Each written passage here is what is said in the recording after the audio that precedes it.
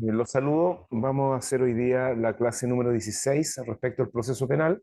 Y lo que vamos a revisar hoy va a ser el juicio oral, que es la tercera etapa del procedimiento penal. El juicio oral.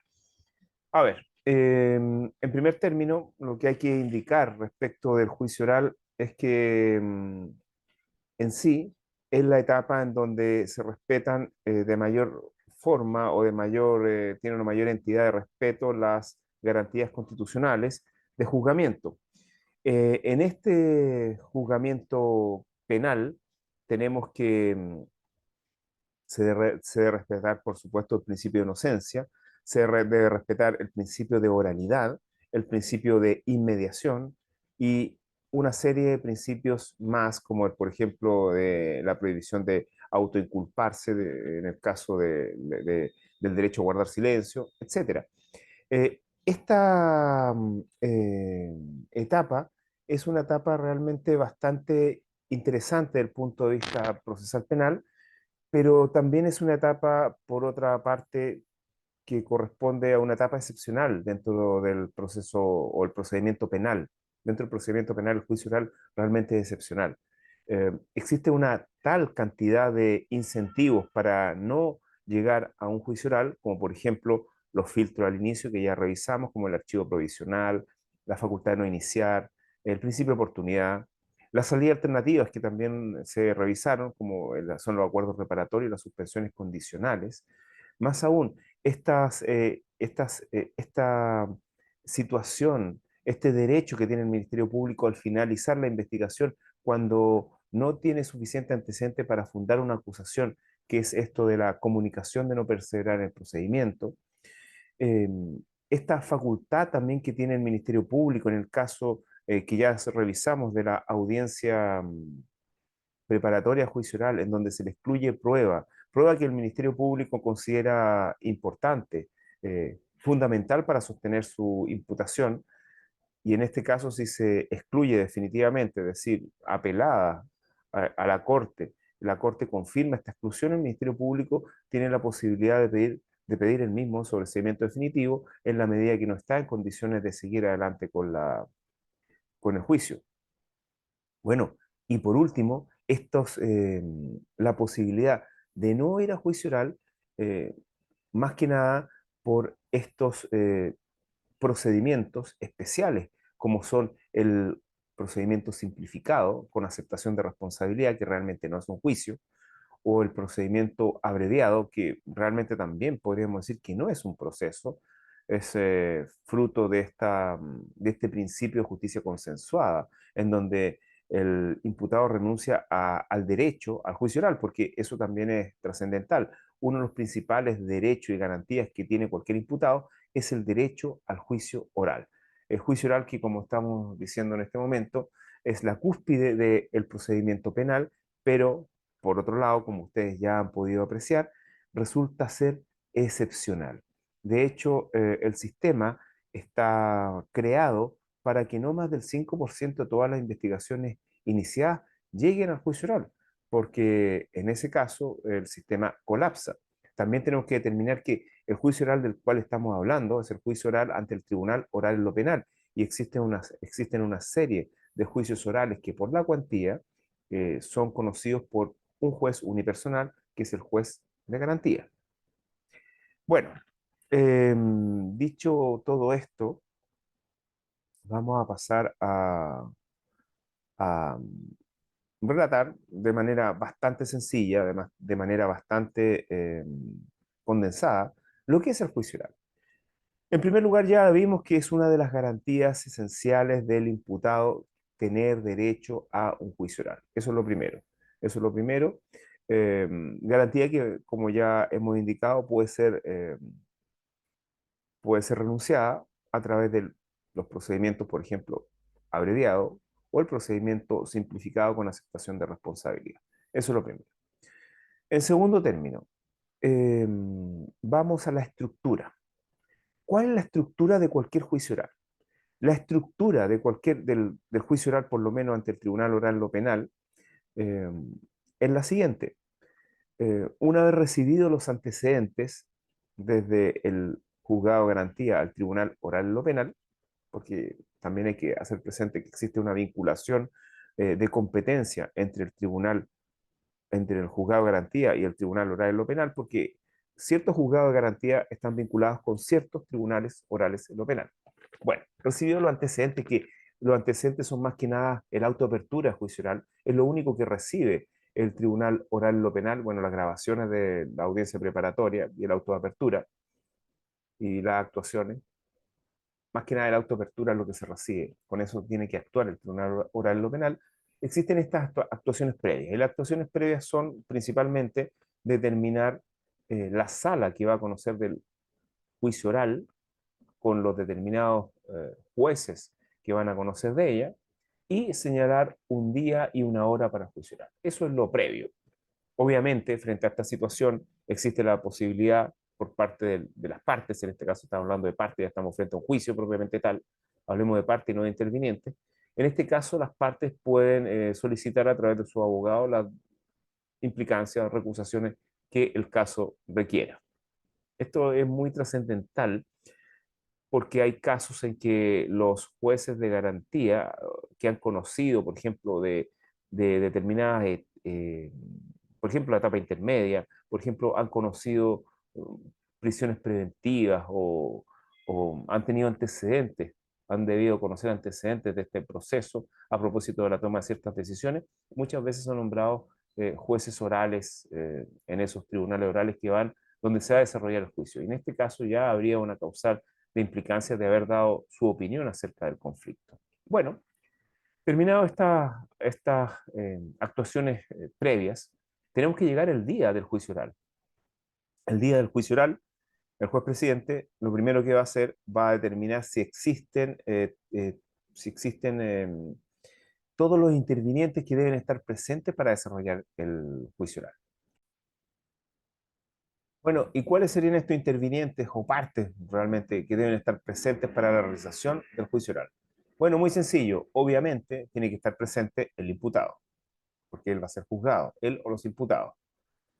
Tiene que estar presente también su defensor, por asunto de cautela de garantías. Nunca el imputado puede ir solo, puede estar, faltar, o mejor dicho, faltarle asesoría letrada, nunca.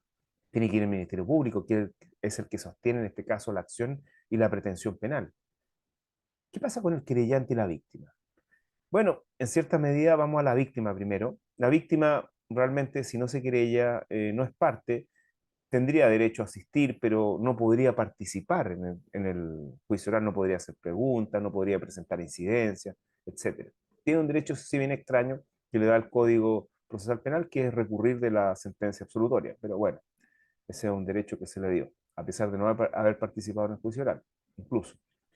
Bueno, ¿qué pasa con el querellante? Bueno, conforme al artículo 120, letra C, si el querellante no está presente, de oficio incluso, o a petición de cualquiera de las partes, podría declararse abandonada la querella. Bueno, veamos la inasistencia de cada uno de estos al principio de la audiencia, del juicio oral. Bueno, si falta el Ministerio Público, no se puede hacer juicio oral y se deberá oficiar al Ministerio Público para que envíe un fiscal. Se deberá suspender la audiencia en ese caso. En segundo lugar, si es que, y bueno, y sancionar al fiscal respectivo si es que no justifica su inasistencia, inasistencia. En segundo lugar, si no asiste el imputado, estando debidamente citado, se le podría declarar rebelde. Bueno, se le deberá despachar una orden de detención para que asista y si posteriormente esa orden de detención llega sin, eh, sin resultado, lo que tendríamos es eh, la declaración de rebeldía y el consecuente sobreseimiento temporal de la causa. Bueno, ¿qué pasa si es que el defensor no es el que asiste? Bueno, en ese caso, si es que no justifica su inasistencia, obviamente en primer término no se va a poder realizar la audiencia. Y si no justifica su inasistencia, se le va a declarar abandonada la defensa y deberá ser sancionado. Bueno, imaginémonos que están todos los intervinientes o las partes que deben estar presentes. En ese caso, el juez presidente da inicio al juicio oral y la estructura del juicio oral sería la siguiente. Primero se va a comenzar con los alegatos de apertura, que están regulados en el artículo 325 del Código Procesal Penal. Con posterioridad se va a rendir la prueba los medios de prueba que ya han sido ofrecidos en la audiencia preparatoria van a ser rendidos, y esto es el corazón, el núcleo del juicio oral. Una vez rendida toda la prueba, se va a dar la palabra a las partes para que hagan sus alegatos de clausura. Una vez que terminan los alegatos de clausura, el juez presidente declara cerrado el juicio oral y los jueces se van a retirar a deliberar. Deliberación que puede durar 24 horas, pero generalmente, bueno, en casos normales, van a durar un par de horas o se va a suspender el juicio para continuar al día siguiente para dar el veredicto. Una vez dado el veredicto, depende si es un veredicto de culpabilidad o de absolución, y hay que tener presente que el veredicto es la decisión acerca del juicio, es decir, el veredicto va a ser culpable o inocente. Solamente esas decisiones, culpable o inocente, y una pequeña fundamentación, muy pequeña, porque no, el veredicto no constituye la sentencia va a ser dictada y entregada a las partes en una posterior audiencia o mediante correo electrónico, en un determinado día que se cite al efecto para ello, y esto es muy trascendente porque desde el momento de que se le entrega la sentencia, que es escrita, las partes van a tener la posibilidad de recurrir de ella. Bueno, dado el veredicto, si el veredicto es condenatorio, existen dos audiencias, la que se denominan del 348, inciso final, y 343, inciso final del Código Procesal Penal. ¿Estas audiencias qué objetivo tienen? En el caso de culpabilidad, hay una audiencia de eh, determinación de la pena, es decir, se invitan los abogados para que aleguen acerca de cómo los jueces del tribunal oral, lo penal, debieran aplicar la pena, tanto desde el punto de vista del quantum de la pena, es decir, hay que alegar respecto de de las, eh, de las agravantes y también de las minorantes de responsabilidad penal, como también del grado de desarrollo, el delito, etcétera, participación, todo eso. Y cómo opera, si hay concurso, no hay concurso, etcétera. Es una discusión acerca de cómo se debe determinar y acotar la pena. Eso por una parte. También por otro lado, se va a argumentar acerca de la forma de cumplimiento de la pena, si es posible un cumplimiento alternativo a la pena, al cumplimiento efectivo de la pena, estos beneficios de la ley 18.216, eh, se va a alegar sobre ello, y también las partes tienen la posibilidad de acompañar documentación en favor de su argumentación. Bueno, posteriormente se va a dar la palabra o se va a discutir acerca de las medidas cautelares, si se mantienen, si se revocan, si se agravan o si se disminuyen. Para ello también es posible acompañar pruebas. Bueno, el juicio oral ya terminó, eh, termina antes del veredicto, como lo hemos indicado, y vamos ahora a hacer vamos a relatar de manera bastante resumida lo que implican cada una de estas etapas dentro de la estructura del juicio oral. Entonces, para ser bien didácticos, el juicio oral, en cuanto a estructura, podríamos tener primero las actuaciones previas que ya indiqué, después el juicio oral propiamente tal, que comienza con los alegatos de apertura, después la rendición de la prueba, después los alegatos de clausura y se termina. Ahí se termina el juicio oral. Y después vienen las actuaciones posteriores, el veredicto y las audiencias de determinación de la pena y la audiencia, perdón, de determinación, o sea, de discusión acerca de las medidas cautelares. Vamos primero entonces a los alegatos de apertura. ¿Qué pasa respecto a los alegatos de apertura? Bueno, los alegatos de apertura son, bueno, como aparecen en bastantes textos, son las proposiciones fácticas que las partes le hacen al tribunal y la forma como las partes van a poder acreditar estas aseveraciones fácticas. Ahora, ¿qué estoy diciendo con esto? De manera bastante sencilla, las partes le van a contar, le van a decir al tribunal cuáles son los hechos de la acusación y cómo esos hechos de la acusación van a ser acreditados en el juicio y a juicio de ellos, o acreditados o desacreditados, y a juicio de ellos, también de las partes, cómo se va a imponer una sentencia en favor de su representado. Esos son los alegatos de apertura. ¿Quién va a empezar con los alegatos de apertura? Empieza con los alegatos de apertura siempre la parte acusadora, es decir, el Ministerio Público, el querellante, y termina los alegatos de apertura con la exposición que va a hacer el defensor. Bueno, esto de los alegatos de apertura, hay varios textos sobre litigación que indican la forma como deben ser hechos, como por ejemplo que hay que instaurar una suerte de eslogan para el Tribunal Oral en lo Penal, pero yo debo indicar que lo que he leído al respecto tiene más que ver con la litigación en un sistema por jurados, porque realmente a los jueces profesionales el eslogan realmente no le es muy no, realmente no les va a provocar ningún grado de certidumbre ni nada. Solamente lo único que quieren saber los jueces es cuáles son los hechos y cómo me los van a probar. Eso principalmente. Bueno, también tengo que decir que respecto de los alegatos de apertura, muchas veces, sobre todo la Defensoría Penal Pública, lo que hace los alegatos de apertura es vertir toda la contestación de la acusación que debió haber sido hecha en la audiencia preparatoria, pero que la hace en este momento más que nada para, podemos decir, para sorprender o para hacer que la respuesta del acusador, del Ministerio Público principalmente, sea lo menos eficaz y eficiente posible. Pero bueno, son derechos que están establecidos y la Defensoría lo hace como lo estima pertinente. Bueno, terminados los alegatos de apertura, continúa el núcleo del proceso penal. Y el núcleo del proceso penal es la rendición de la prueba. Nosotros podríamos decir incluso que en el sistema penal reformado tenemos varias etapas en donde se discute acerca de la prueba. Por ejemplo, tenemos, o se discute o se realizan actividades probatorias o respecto de la prueba. Por ejemplo, podemos distinguir claramente el ofrecimiento de la prueba, la discusión acerca de los medios de prueba, la rendición de la prueba y la valoración de la prueba. Situaciones que se producen en diferentes momentos del procedimiento. El ofrecimiento de la prueba ya hemos visto que se produce durante la etapa intermedia. A su vez, la discusión acerca de la pertinencia de la prueba se produce en la audiencia preparatoria del juicio oral. La rendición misma de la prueba se produce en esta etapa del juicio oral, después de los alegatos de apertura.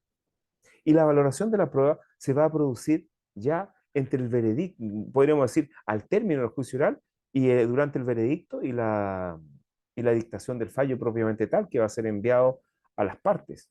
Es decir, tenemos tres momentos en los cuales se producen actividades vinculadas a la prueba, lo cual es bastante interesante, teniendo en cuenta la comparación que podemos tener, por ejemplo, con el proceso civil.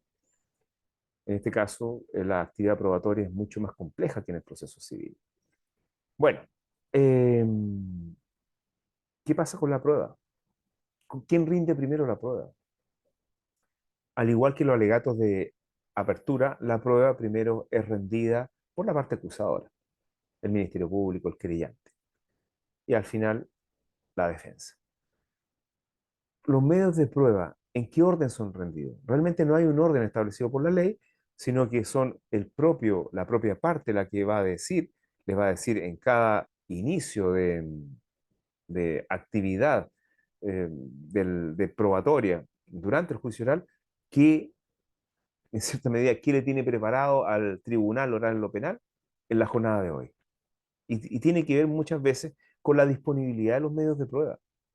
Muchas veces los testigos a lo mejor van a estar disponibles en la segunda jornada y se va a rendir en la primera jornada la documental. O muchas veces quizás la pericial se va a rendir en la primera jornada y la documental la segunda, la documental al final, quién sabe, eso depende de la litigación, de la estrategia que tengan cada una de las partes.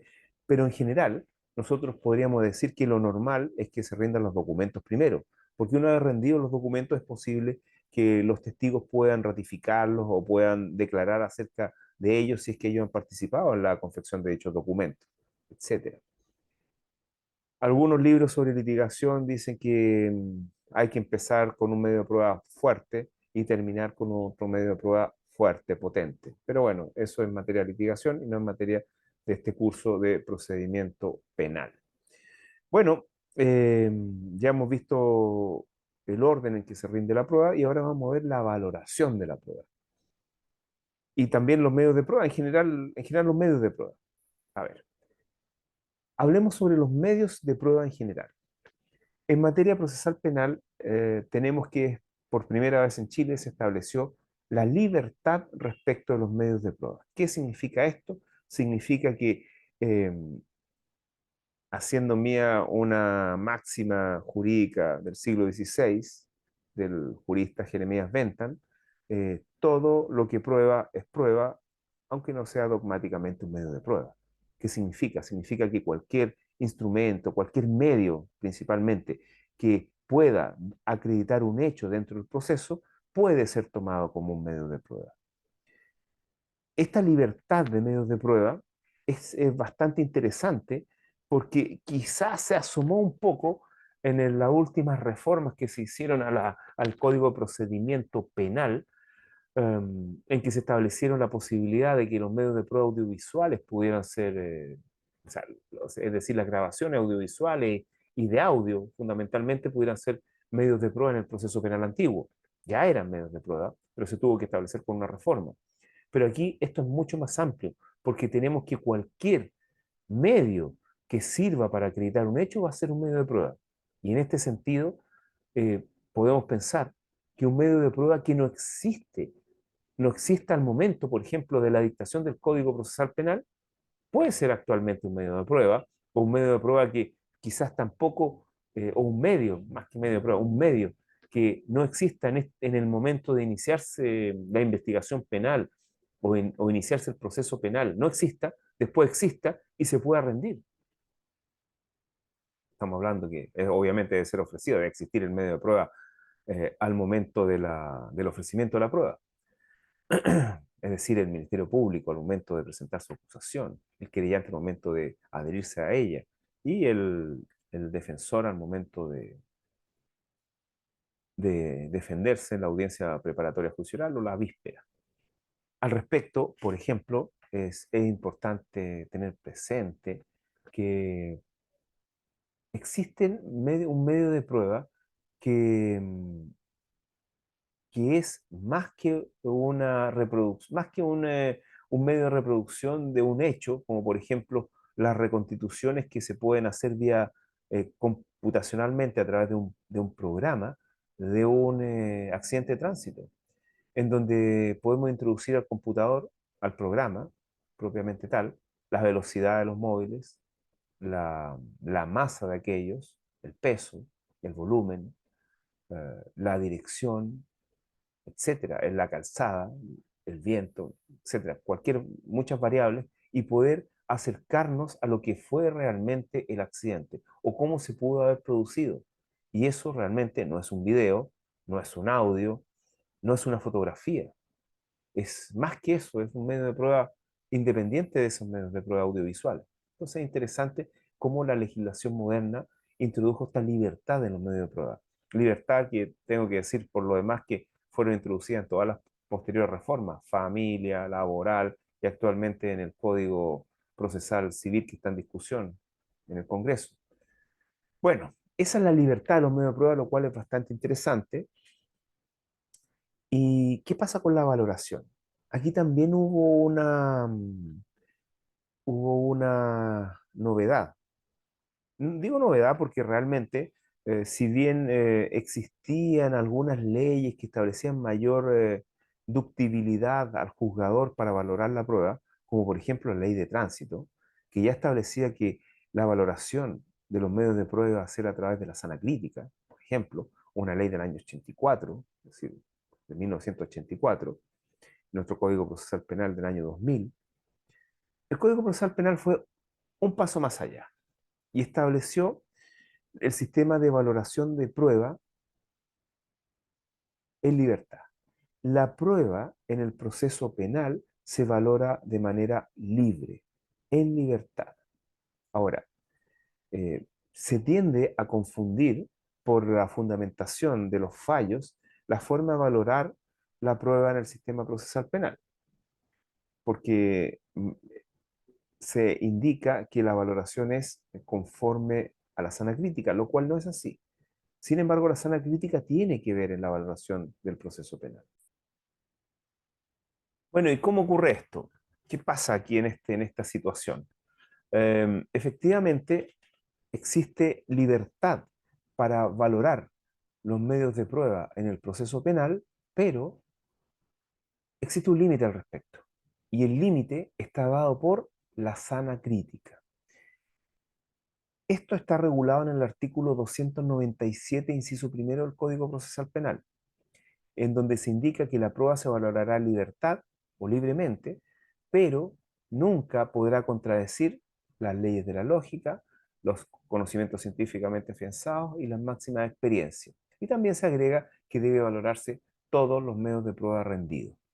Es decir, esto es sana crítica. En este sentido, tenemos que la sana crítica tiene una función dentro de la valoración de la prueba en materia procesal penal, actúa como límite, como muralla infranqueable por parte de la valoración en libertad. Bueno, yo diría también que resulta obvio que uno de los límites más importantes respecto a la valoración en libertad de los medios de prueba en materia procesal penal es la racionalidad en la valoración de la prueba. La racionalidad, es decir, la fundamentación conforme a lo que he relatado respecto al 297, en donde no pueden contradecirse todos esos aspectos, ¿no? Sería interesante conversar acerca de lo que es la sana crítica. Hay un video que seguramente voy a dejar en la descripción sobre sana crítica, donde hay una clase donde se conversa sobre la sana crítica y cómo operan cada uno de estos elementos que configuran la sana crítica. Bueno, eso es la valoración. Esa es la valoración de la prueba en el proceso penal.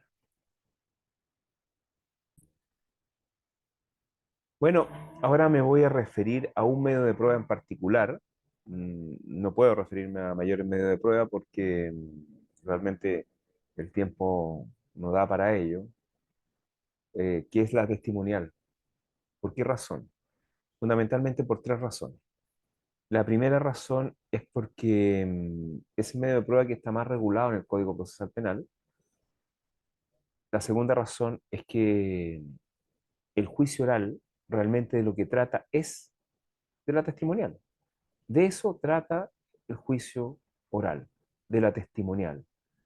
Eh, y la tercera razón es porque en el juicio oral se trata de igual forma que la testimonial a la declaración de la víctima.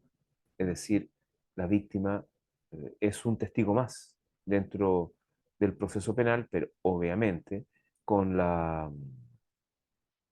podríamos decir, con la salvedad de la valoración que hay que hacer respecto de la víctima, eh, por máximas de experiencia. Obviamente la víctima es parte del proceso, es la parte activa, bueno, es el ofendido, podríamos decir, más que la parte activa. La víctima está, obviamente, es parcial, absolutamente parcial su declaración.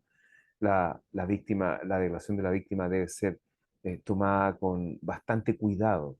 Puede dar algunos elementos de convicción, pero debe ser tomada con bastante cuidado porque obviamente la víctima va a tener una animosidad extrema hacia el imputado. Entonces, es importante cómo se valora la declaración de la víctima. No puede la declaración de la víctima, a mi juicio, ser valorada de manera digamos, independiente del resto del proceso. Es imposible, desde mi perspectiva, que se condene a una persona con la mera declaración de la víctima, y realmente vulnera toda garantía de debido proceso. Por eso existe este principio de inocencia, que se ha intentado en otros países que no exista respecto a ciertos delitos, lo cual, sinceramente, a priori parece una aberración. Bueno, dicho esto, hablemos de los testigos y de la testimonial. A ver, la testimonial realmente es una prueba bastante feble. Eh, en el curso de proceso civil, que me parece está por ahí en este canal, y más que nada en los documentos del curso de proceso civil, hay una aseveración bastante fuerte de Andrés Bello acerca de los testigos.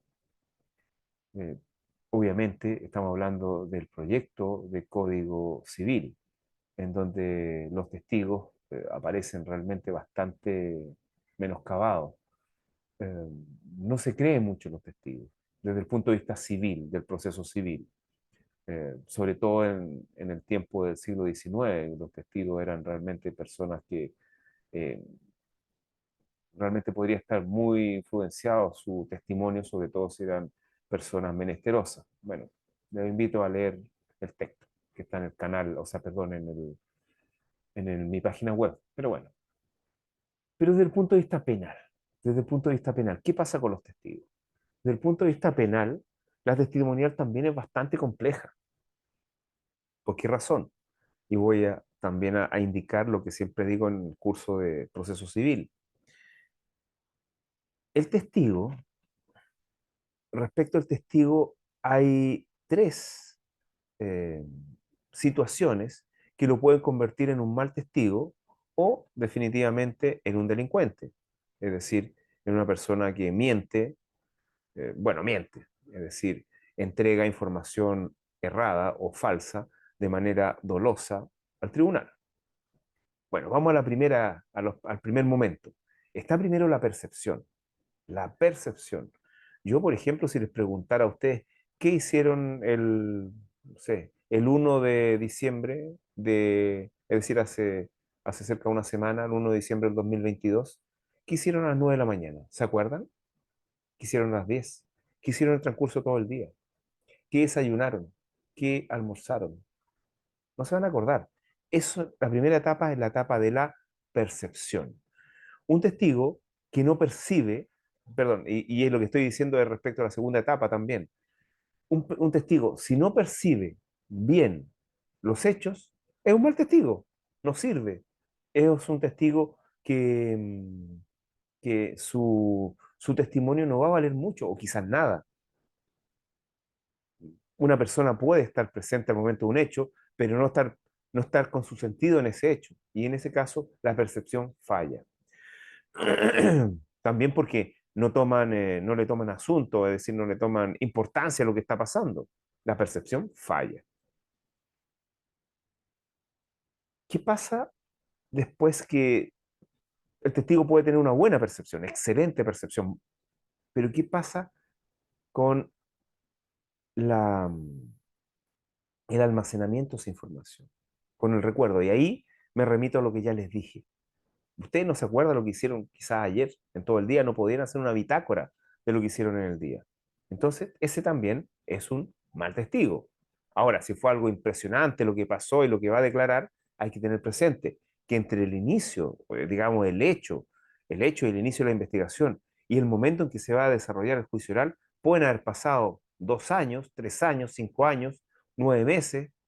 Entonces, la, el almacenamiento, eh, el recuerdo que puedan tener almacenado el testigo también es importante, es sumamente importante, en la medida que lo que va a declarar ocurrió hace mucho tiempo atrás, ocurrió hace tiempo, digamos. ¿Y qué pasa con la declaración? No todas las personas se expresan de manera adecuada, de manera clara. Influyen muchos elementos en que una persona pueda olvidar en el momento eh, lo que percibió. A lo mejor percibió bien, conservó bien ese recuerdo, pero al momento de expresarlo, de exteriorizarlo, no lo puede hacer en el juicio, porque se pone nervioso, porque realmente no tiene habilidades para expresarse, etcétera, muchas cosas, o se confunde, etcétera. Entonces, es muy complejo el testigo como medio de prueba. Bueno, eso es una disquisición que hago, más que nada por lo siguiente que les voy a decir, de la regulación de la testimonial. La testimonial, bajo la vigencia del Código Procesal Penal, no tiene las inhabilidades que señala el Código de Procedimiento Civil. La inhabilidad es relativa y absoluta, del 258 la relativa y la absoluta del 257, perdón, del 357 y 358 del Código de Procedimiento Civil. Es decir, en el sistema procesal penal no se valora, podemos decir, lo que rodea al testimonio. No se valora las calidades de la persona propiamente tal que es testigo, sino que se valora netamente el testimonio. Es decir, cualquiera persona podría declarar en un juicio siempre que conozca de los hechos, obviamente, y no va a ser inhabilitado porque tenga un resentimiento en contra del imputado, en contra del querellante o del Ministerio Público, o quien sea, o la víctima. Tampoco si es dependiente o si es digamos, el empleador, etcétera. Incluso tampoco si tiene un vínculo de parentesco, porque esto no es una inhabilidad, más que nada es un derecho del imputado, perdón, de la víctima que ya lo vamos a indicar. Bueno, dicho todo esto, tenemos que lo que se valora, como ya les indiqué, es el testimonio propiamente tal. Eso es lo que debemos valorar, separado de la persona que lo realiza. Y en ese sentido, siempre hay que analizar las, los derechos del testigo y también las obligaciones. Dentro de las obligaciones del testigo está la obligación de que si es citado debe comparecer, la obligación de declarar y la obligación de decir verdad. Respecto a las obligaciones de comparecer, eh, se da casi similar a lo que ocurre en el Código de Procedimiento Civil, que ciertas autoridades no están obligados a comparecer, pero sí están obligados a declarar. Entonces lo importante es la obligación de declarar. Bueno, no todos los testigos tienen obligación de declarar. Hay tres situaciones en las cuales los testigos no están obligados a declarar, más sí a comparecer. Eso significa que deben comparecer, algunos deben comparecer, y deben ahí señalar que, no están señalar que se asilan en su derecho a no declarar. El primer derecho que tienen a no declarar es respecto de ciertas personas vinculadas, los consanguíneos de toda la línea recta, los cónyuges, etcétera. Ustedes pueden revisar la norma, pero eso se refiere a proteger las relaciones familiares a la familia respecto de la imputación penal. Eso resulta evidente. Es decir, la madre de un imputado que está citada como testigo debe comparecer y en ese momento el juez presidente le dirá que tiene derecho a no declarar basada en la ley y si es que va a asumir este derecho, lo va a hacer o lo va a hacer presente o no lo va a hacer presente. Se va a asilar o no se va a asilar en ese derecho. Si se asila, se va. Listo. Em, existe también, como existe en toda la legislación, incluso en materia procesal civil, este derecho a no declarar por secreto profesional. Y aquí hay que hacer hincapié en que el secreto profesional del cual trata el Código Procesal Penal es un secreto profesional más bien vinculado a cualquier profesión que se sustente en el secreto profesional. Es decir, a las profesiones que están mencionadas en el Código Procesal Penal son a manera ejemplar, a diferencia de lo que ocurre en el Código de Procedimiento Civil, que son solamente esas. Obviamente, la primera profesión que está mencionada y debe estar mencionada siempre es la profesión de abogado. Los abogados siempre mantenemos muchos secretos de clientes y deben ser resguardados e incluso están protegidos. Están protegidos la profesión en este respecto, incluso al ser citados para declarar en contra del cliente. Ahora, resulta evidente que el secreto profesional dura mientras el representado, el cliente, etcétera, no nos releve de aquel. Y va a durar incluso más allá de la existencia del juicio, de la gestión para la cual fuimos contratados. Es decir, en este caso, oscilando en el derecho profesional, perdón, en el secreto profesional, uno podría decir, siempre que me releve mi cliente o mi ex cliente, yo puedo declarar. Allí hay cosas bastante complejas respecto al secreto profesional, que no es del caso tampoco mencionar acá, como por ejemplo el cliente que a uno le anuncia que va a cometer un delito. Creo que ahí hay que sopesar derechos y bienes jurídicos y habrá que declarar o hacer la denuncia quizás, siempre que uno encuentre que esto fue hecho de manera seria y no como un arranque por parte del cliente. Sí. Bueno, los contadores también guardan muchos secretos profesionales, los médicos también secretos profesionales, eh, los psicólogos, los psiquiatras, etcétera. Todas esas personas, si bien si no tienen la investidura que señala el Código Procesal Penal, están obligados a comparecer.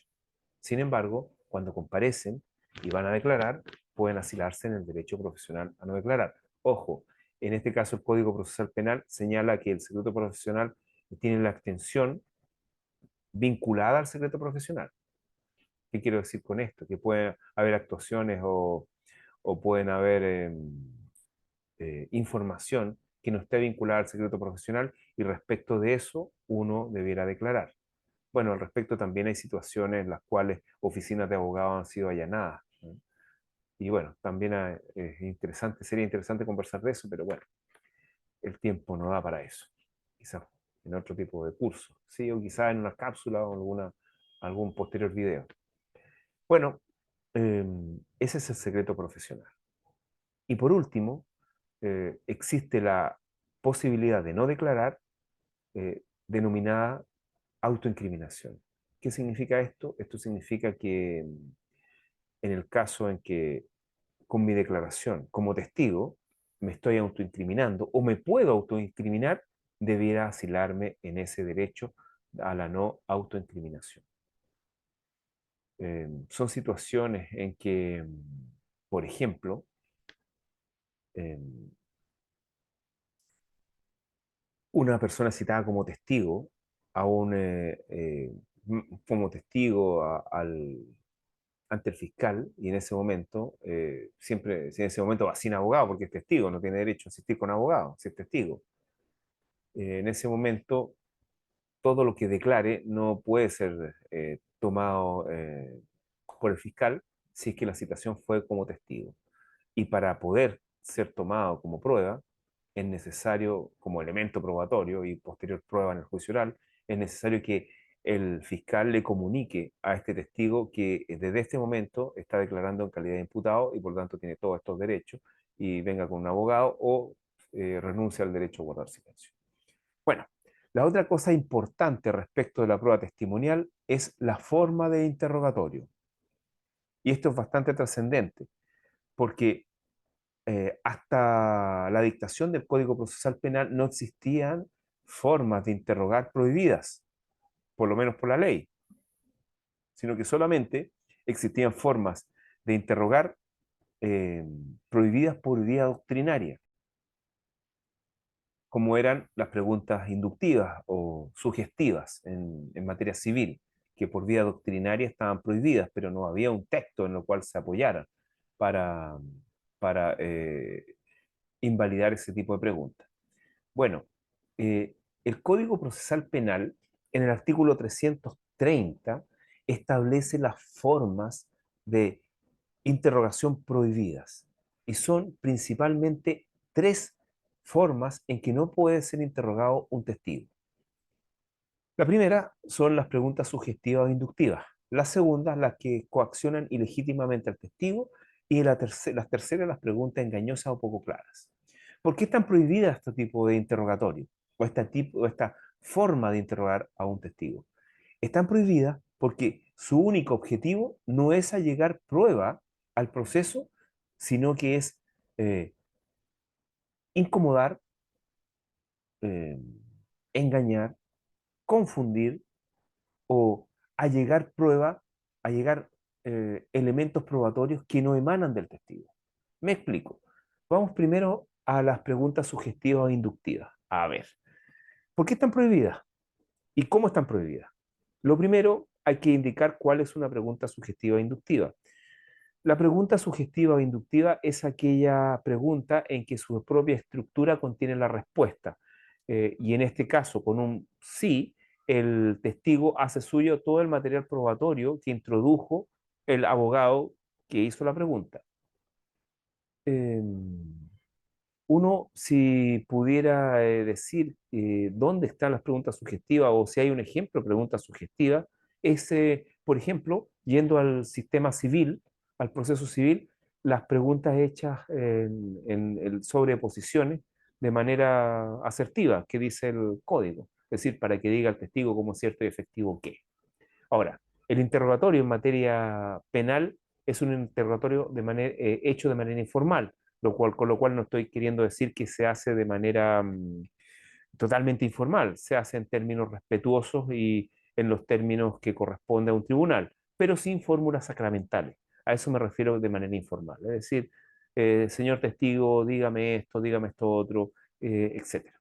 Pero no con fórmulas sacramentales como para que diga el testigo, porque en este caso hay que tener presente que los testigos son de la parte que lo presenta y no del juez, no del tribunal, como sí ocurre en el sistema procesal civil, en donde la fórmula sacramental tiene que ver con que uno le hace la pregunta al receptor para que posteriormente el receptor le haga la pregunta al testigo. Bueno, hecha esta aclaración, la pregunta sugestiva está prohibida respecto del examen.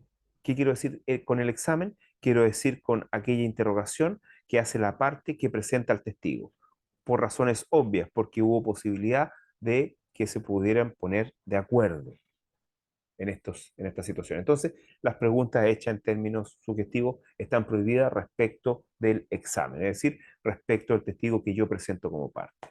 Es decir, yo no podría preguntarle, eh, mire, señor testigo, ¿no es cierto que ese día ocurrió esto? ¿O ese día ocurrió esto? Basta que el testigo diga sí para que allegue todo el material probatorio que realmente yo introduje en la pregunta. Entonces está prohibida. Obviamente, en el contraexamen, es decir, en la interrogación que hace el, la otra parte, que no presentó al testigo la parte contradictoria, o otra parte, aunque no sea contradictoria, se pueden hacer todas las preguntas sugestivas que uno quiera hacer y de hecho esa es la fórmula para realizar el contraexamen, hacer preguntas sugestivas, porque esa es la fórmula como yo encajono al testigo y hago que no hable más de lo que yo le estoy preguntando, porque hay que tener presente que desde el punto de vista de la litigación, realmente yo como contraparte, eh, lo mejor es no contraexaminar.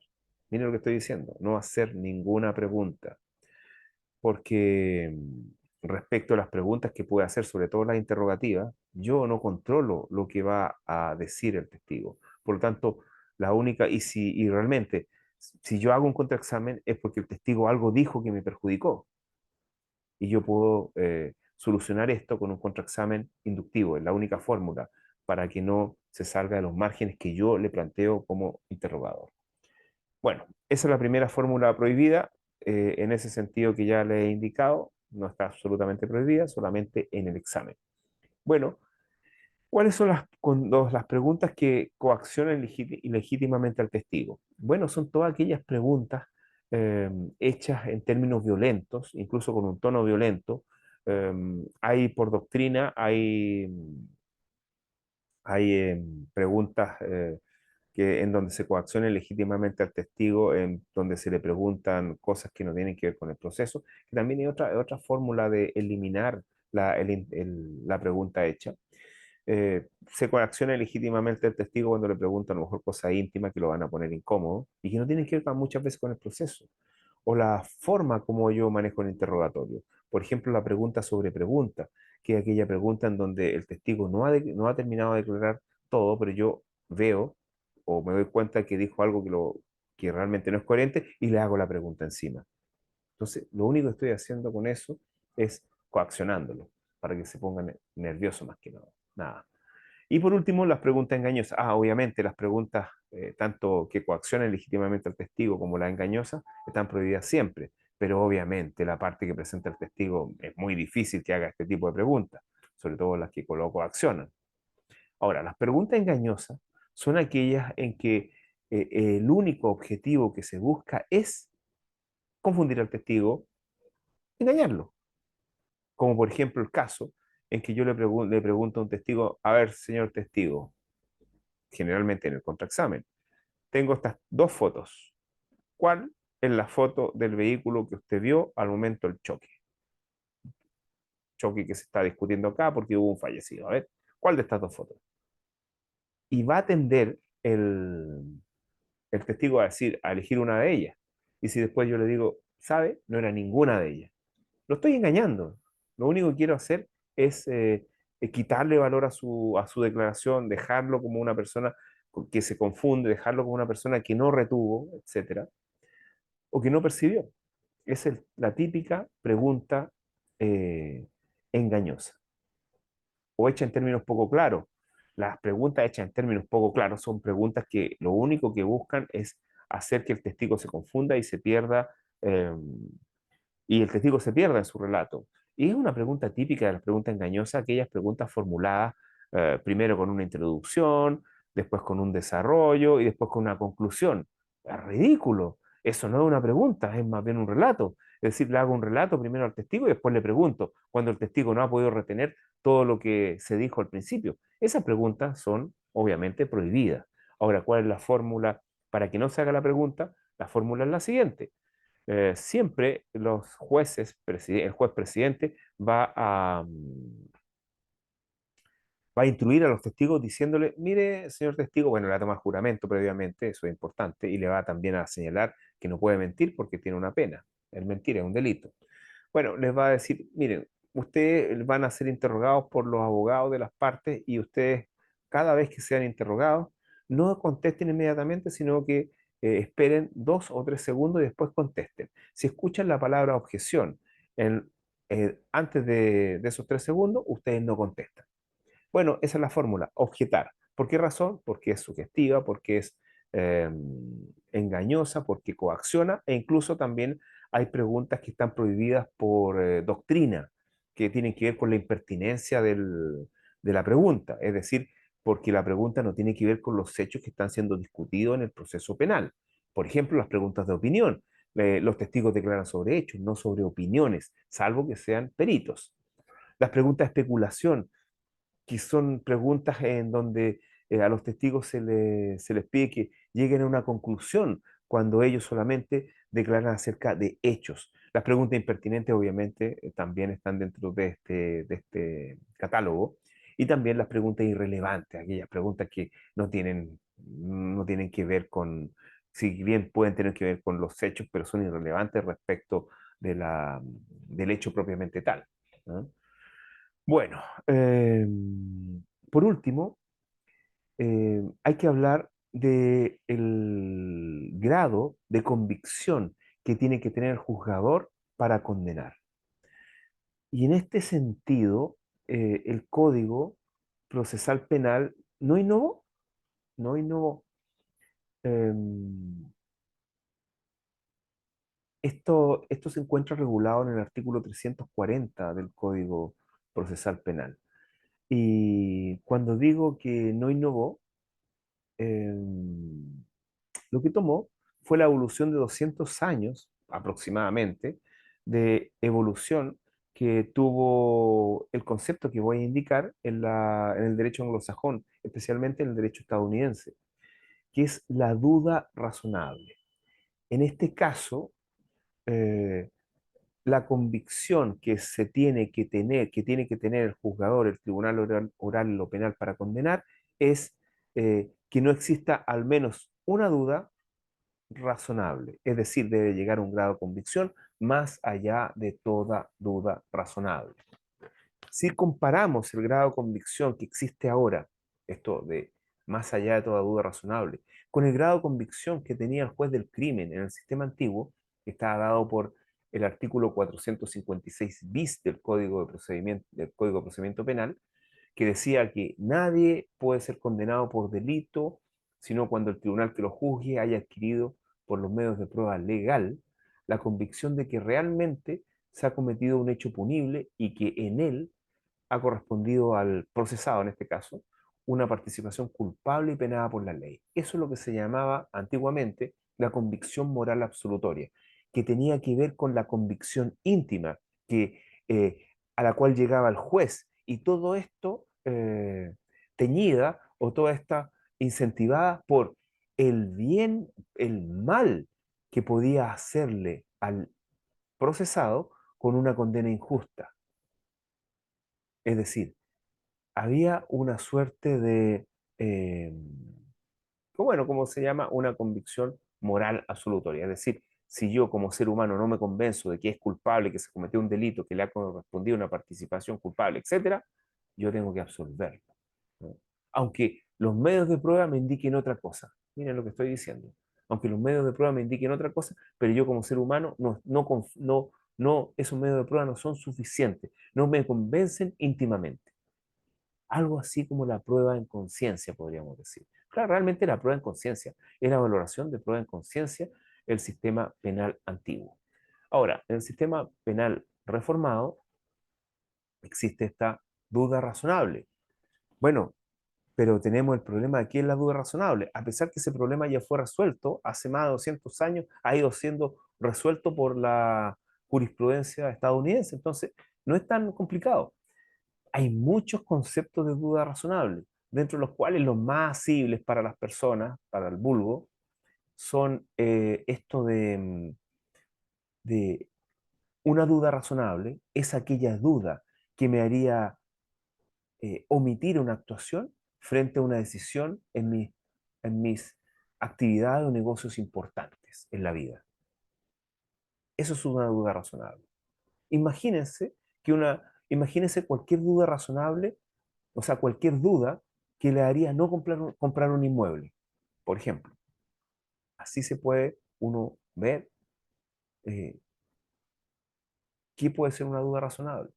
Por ejemplo, la duda que haría cualquier persona no contraer el matrimonio con una determinada persona.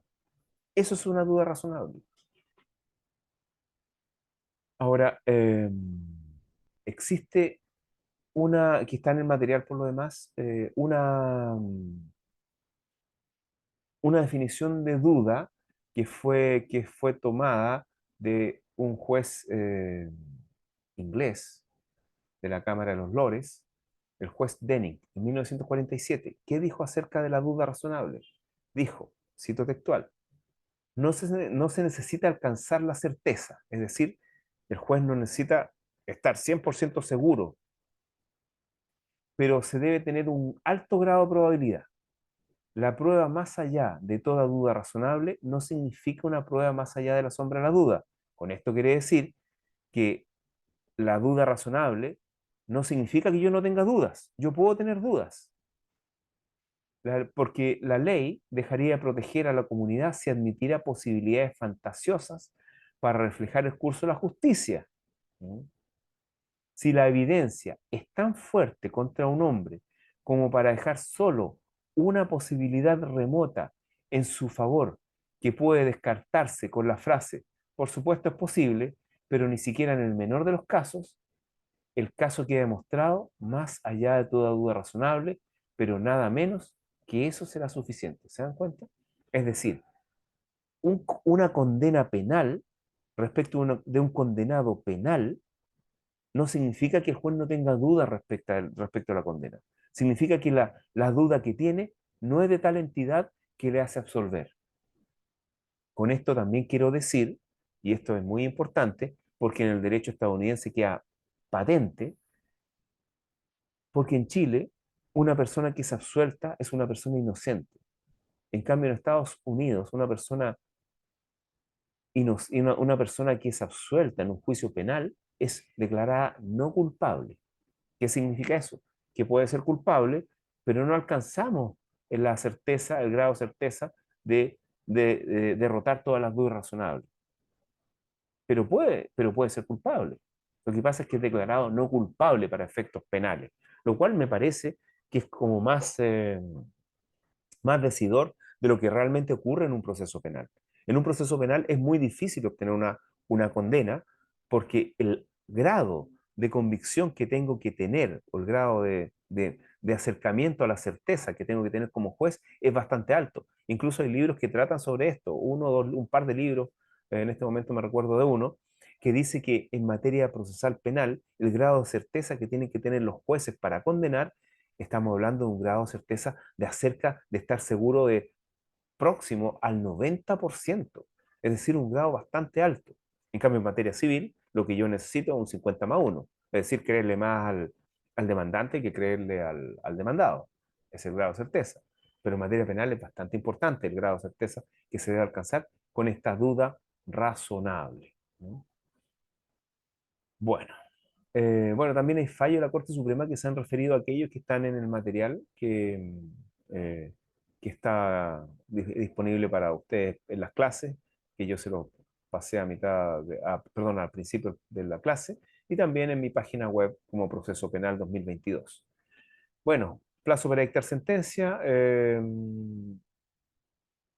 Si el juicio oral duró más de 5 días, bueno, 5 días para el veredicto, para la sentencia, para dictar el fallo, y si el juicio oral duró más de 5 días, se agrega un día más por cada 2 de duración del juicio. Eso está en el artículo 344, que me parece que es un detalle, pero lo importante y que tienen que tener ustedes claro es, obviamente, que existe un veredicto y existe una sentencia, que el veredicto se dicta casi inmediatamente, que es culpable o inocente, y la sentencia se dicta con días posteriores porque aquí tiene que ser redactada y en este sentido es bastante extenso el redactarla porque los jueces deben valorar todos los medios de prueba que han sido presentados al proceso.